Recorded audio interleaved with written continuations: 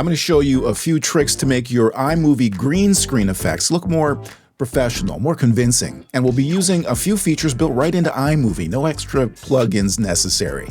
Let's jump in. All right, here we are in iMovie, and I've created a fresh iMovie library for my project, and I've renamed the default event to clips. And inside that event, I have a couple of clips. I've got a stock footage clip of someone recorded on a green screen background, and I have a still image of Mayan ruins. So I'm going to composite this person in the green screen onto this background image, doing my best to make the composite look as convincing as possible using the limited tool set here in iMovie. Okay, one pro tip I want to point out before I get started, and that has to do with lighting.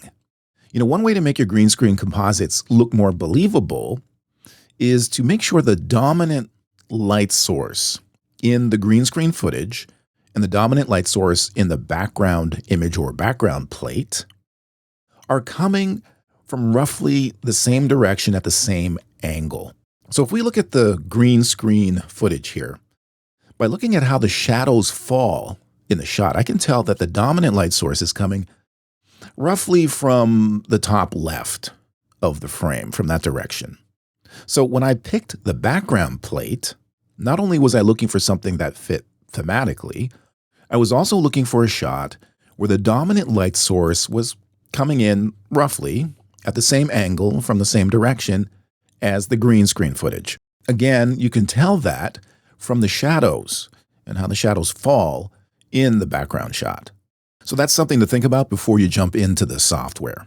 Okay, I'm going to start my composite by creating a new project or timeline here in iMovie, and I'll do that by going up to the top of the interface and selecting Projects, and then select Create New, and from the pop-up menu selecting Movie. And there's my new timeline. I'm going to drag and drop my green screen footage from the media browser onto the timeline first. Now, the reason I'm doing that is because I want to make sure my project is set to the resolution that I want.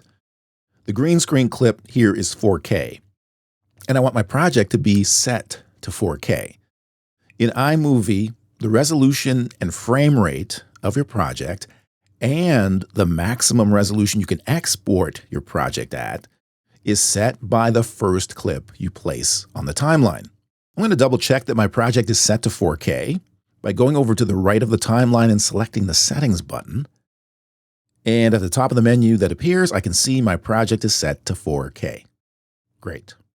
All right, to start building my green screen composite, I'm first going to go up to the browser menu, and I'm going to select Backgrounds. And from the Backgrounds collection, I'm going to select the black background and drag and drop it onto the timeline before the green screen clip. Then I'm going to grab the green screen clip and drag it on top of the black background, and I'm going to drag out the black background to match the length of the green screen clip. Now, in order to do the green screen effect in iMovie, the green screen footage needs to be in the overlay track above the main timeline. So with the green screen clip selected, I'll go up to the toolbar above the viewer and select the Video Overlay Settings button. Then I'll go over and select the menu that says Cutaway, and from the menu select Green Blue Screen. And the green background goes transparent, showing the black background underneath it. Now, the reason I placed the black background underneath the green screen clip is so I can make sure I have a clean green screen key. The black background helps me see if there are any artifacts or parts of the green screen that didn't key out properly, which typically happens when your green screen is not evenly lit. Now, if that were the case, if I did have artifacts, I would use these cleanup tools to mask out or remove any troublesome areas. Now, this green screen footage is pretty evenly lit, so I don't need to do any cleanup. The black background looks pretty uniform. So I'll go over and hit the blue check mark to lock in the green screen effect. All right, next I'm going to add in the background image or background plate, as we say in the business. So I'm going to go back up to the browser menu and select My Media and click and drag my background image down to the timeline and hold it over the black background until I see this little green plus sign. When I see that, I release the mouse and I get this insert menu. And from the list, I'll select Replace from Start. And that replaces the black background with my still image from where the black background started. And there's our rough green screen composite. Let's play back. Well, that's weird. The background image is zooming for some reason. Now, don't be alarmed. That's just the default action that happens when you put a still image or photo on the timeline. iMovie automatically applies the Ken Burns zoom effect to it. And so you get this zoom animation. We can turn it off by making sure the background image is selected, then going up above the viewer and selecting the cropping controls, and then switching from Ken Burns to crop to fill. And then hitting the blue check mark. And now that zoom animation is gone. Now, if you want to prevent this from happening with every still image you drop onto the timeline moving forward, just go up to the top menu in iMovie, select iMovie Settings, go to Photo Placement, and change the menu from Ken Burns to crop to fill. All right, back to my green screen composite. Now, looking at this, it's really not working for me. It's not looking terribly convincing. So I'm going to show you 3 steps that you can take right here inside of iMovie to make this green screen composite effect look more convincing, more professional. So the first step to making this green screen look more convincing, more professional, is trying to fix the perspective in this shot so that the foreground subject and the background image look like they've been filmed by the same camera, which will make them blend together a bit better. Now, to do that, I'm going to first look at the background shot. Now, I'm just going to move the green screen shot out of the way just a little bit so I can see the background a little better. Now, what I need to do here is figure out where the horizon is in this shot. Now, we can't see it because of the trees here, but I'm going to show you a little trick I learned way back in art school to figure out where the horizon is in this image. Here's what we do. We look for what we know are horizontal lines in the image. So this line of stone above the entrance to the structure. Now, if I were to look at this structure straight on, if I was standing right in front of it, this line of stone would be fairly straight, right? It'd be a horizontal line. So I'm going to mentally draw a line along that horizontal edge and extend it outside the image. I'm going to do the same thing with the edge of this front landing, which is also horizontal. I'll draw a line and extend it out until it intersects the first line. Now, where those 2 perspective lines intersect, I'll draw out a straight horizontal line. That line is the horizon, or the horizon line of this image. Now, I'm just going to make a mental note of a spot on the image itself where that horizon line crosses. So just looking here, it crosses about halfway down this doorway. So now that I have that landmark, I'm going to go back and bring in my foreground shot. So now what I want to do, now that I have that horizon landmark established on the doorway, I want to line that up with the eye line of my foreground subject. Now, we can go about this one of 2 ways. I can adjust the foreground subject to align with that horizontal landmark on the door, or I can adjust the background image to align with the eye line of the foreground subject. Now, since the foreground subject is the focus of the shot, and I don't want to mess with that framing, I'm going to leave the foreground clip alone, and I'm going to adjust the background image so that it aligns. And that's as simple as selecting the background image, going up to the toolbar above the viewer and selecting the cropping tool and making sure we're still in crop to fill.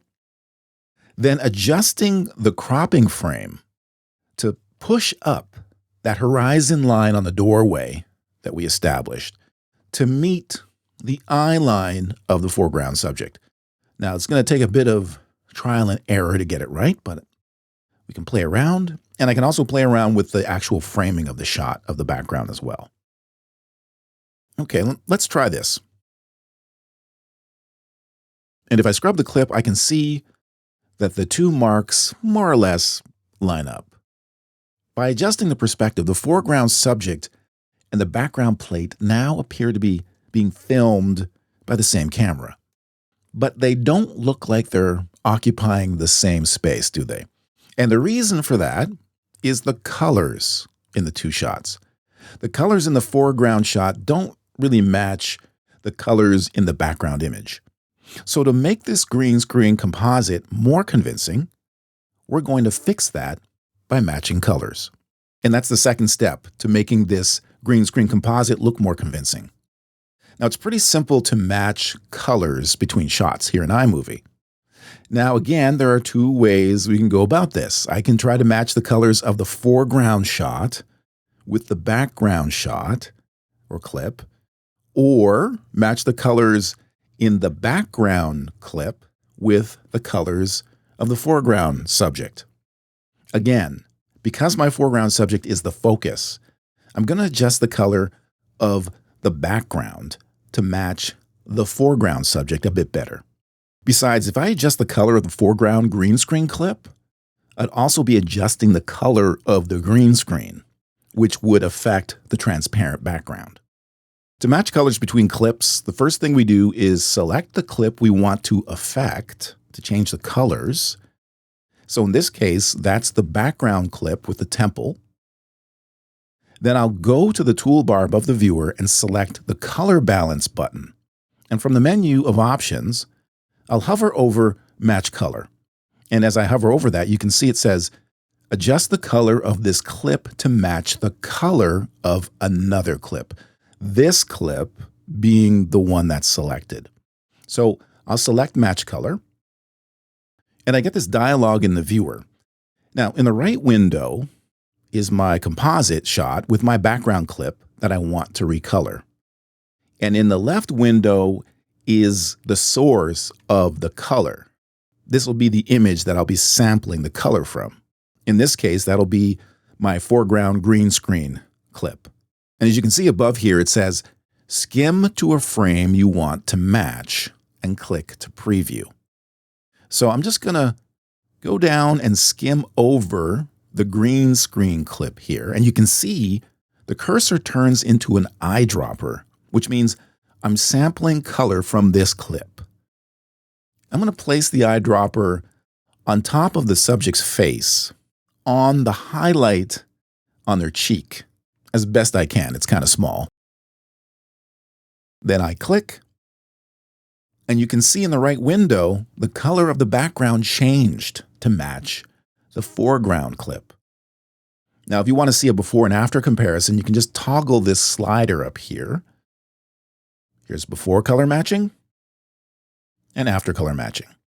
If you want to discard the color match and start over, just hit the X button. If you're happy, hit the blue check mark to lock in the color match. All right, that color match looks okay, but it's a bit intense for me, so I'm going to dial it back a bit by going back up to the toolbar above the viewer and this time selecting color correction. And I get all these sliders.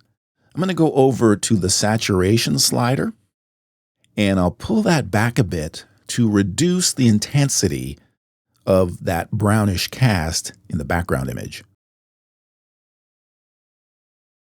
I'm also going to go over to this solid circle in the middle of this slider on the left. This control adjusts the brightness of the selected clip.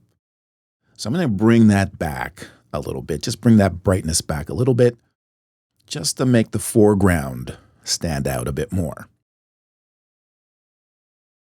Okay, that's working for me. So I'll close out of color correction, And that looks pretty good. But this third and final step is the one that really sells the green screen effect. And it makes it look way more professional and convincing.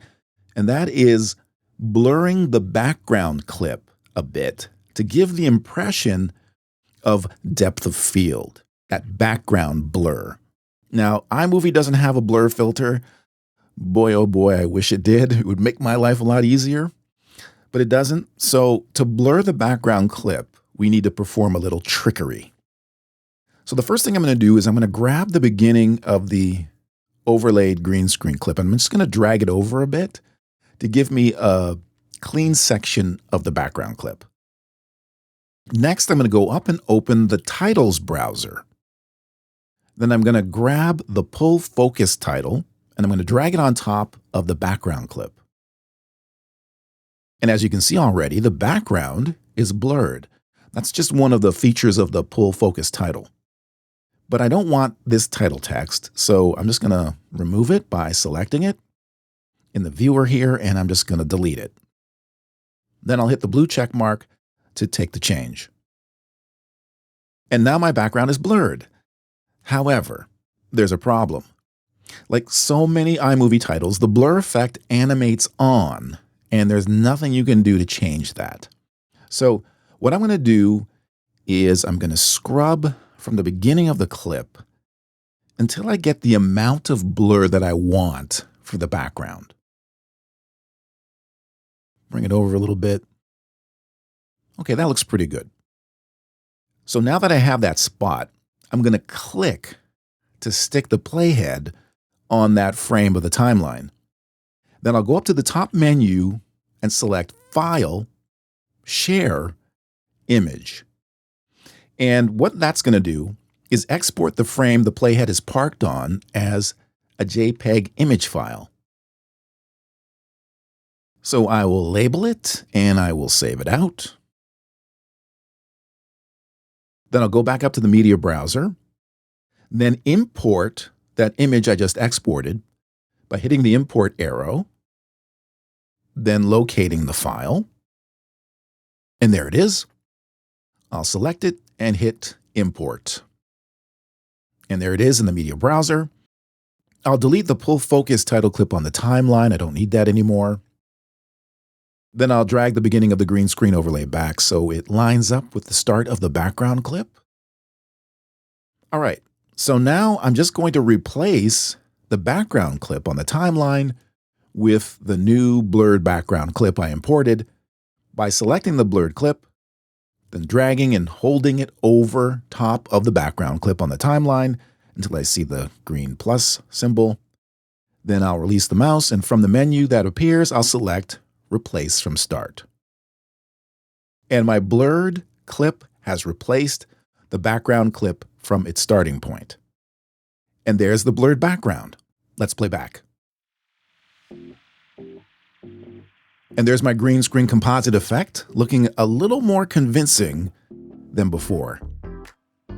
Now you can go back and you can adjust the background blur amount if you want to. If you have a number of shots you need to green screen composite like this, remember you can just select the composite clips, hit Command C on your keyboard, then go up to Edit, Paste Adjustments, then paste any of these adjustments from the finished clips to the new clips.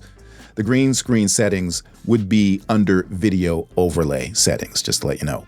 Play around, have fun, and I'll see you in the next one.